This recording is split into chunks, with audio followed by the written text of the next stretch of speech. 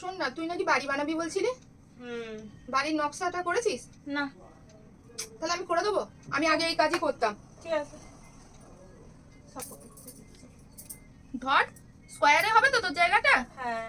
এই স্কোয়ারে হচ্ছে তোর বাড়িটা, এটা হলো পাঁচিল, ঠিক আছে? আচ্ছা। এটা হলো পাঁচিল, ঠিক আছে? হুম। এটা দিয়ে ঢোকার গেট করলি, এটা হলো ঢোকার গেট, ঠিক আছে। ঠিক আছে? এর সাইডে একটা ছোট্ট বাথরুম। কেন সামনেই বাথরুম?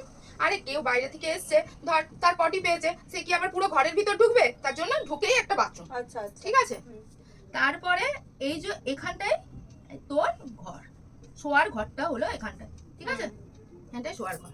এই শোয়ার ঘরের এই জায়গাটাতে একটা ছোট্ট বাথরুম। আবার ঘরে বাথরুম? আরে শোয়ার ঘরের ভিতর বাথরুম রাখতে হয়, নাহলে কি রাতে বেলা তুই উঠে বাইরে বাথরুম যাবি? তার জন্য শোয়ার ঘরের ভিতর একটা বাথরুম। আচ্ছা, এটা হলো ডবল বেডরুমের একটা রুম, ঠিক আছে? এটা ডবল বেডরুম, এইখানটায় একটা বাথরুম আর এইখানটায় একটা বাথরুম। দুটো বাথরুম কেন? আরে এটা তো ডবল বেডরুম, তার মানে দুজন শুবে। দুজনে যদি রাতেবেলা হিসু বা পটি পায়, যখন পায়খানা পাবে তখন কি বাইরে যাবে পায়খানা করতে? তো এখানেই তো পায়খানা করবে, দুজনের তো একসাথে পায়খানা পেতে পারে। এই যে এটা একজন যাবে, এটা একজন যাবে, তার জন্য দুটো পায়খানা, ঠিক আছে?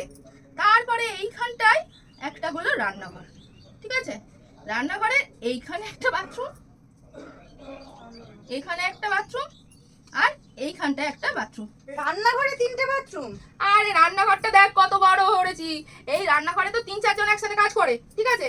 একজন ধর আনাজ কুটছে, একজন ধর ইয়ে করছে, তো তিনজনের তো একসাথে পটি পায়খানা পেতে পারেন। তাহলে তাহলে তখন তারা কোথায় যাবে? ধর একজনের হিসু পেয়েছে, সেই বাথরুমটাই ঢুকলো, আর দুজনের পটি পেয়েছে, পায়খানা পেতেই পারে মানুষের। তখন এই পায়খানাটা একজন যাবে, এই পায়খানাটা একজন যাবে, ঠিক আছে? এরপর রইলো তোর এইদিকে একটা হচ্ছে তোর বসার ঘর। এই যে এখানটাতে হলো সুন্দর একটা বসার ঘর, ঠিক আছে? এখানটায় একটা বাথরুম, এখানটায় একটা বাথরুম, এখানটায় একটা বাথরুম আর এখানটায় একটা বাথরুম। চারটে বাথরুম কেন? এত তো বাথরুম হলো, আবার ওখানে চারটে বাথরুম কেন? আরে বাথরুম কি রে, বাথরুম তো লাগবে। এখানে কত বড় বসার ঘর দেখ, 3-4 জন লোক তো আসবে একসাথে, মানে বসবে, গল্প করবে। তা 4 জন মানুষ থাকলে 4 জনের একসাথে পায়খানা পেলে কোথায় যাবে? তখন তো একসাথে এই 4 জনের 4টে পায়খানায় ঢুকবে নাকি? এইখানটায় হলো আবার একটা বিশাল বড় মন্দির সহ হল ঘর। এখানটায় একসাথে একটা, দুটো, তিনটে, চারটে, পাঁচটা, ছটা বাথরুম। মন্দিরে বাথরুম?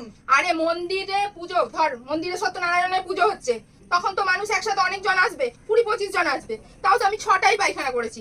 6 জনের তো পায়খানা পেতেই পারে একসাথে। কেউ এটাই হিসু গেল, কেউ এটাই পায়খানা গেল, কেউ এটাই পায়খানা গেল, কেউ এটাই পায়খানা গেল। পায়খানা পেতে পারে না মানুষের, সবাই একসাথে মিলেমিশে পায়খানা যাবে, ঠিক আছে? আর এটাতে হলো হল, করিডোর যেটাকে বলে। খুব সুন্দর। হ্যাঁ, এই করিডোরটা লম্বা করে খুব সুন্দর। হ্যাঁ, অনেক বড় জায়গা। এখানে লম্বা করে করে ছোট ছোট করে একটু করে বাথরুম করে দিবি। কেন এত বাথরুম কেন? ঘরে একটা, ঢুকতেই একটা, আবার মন্দিরে 6টা, আবার আবার এখানে রান্নাঘরে 3টে 4টে, আবার এইগুলো কিসের জন্য লাগবে? আরে যখন পটি হবে সবারই একসাথে পাতলা পায়খানা হবে, তখন সবাই এসে বসে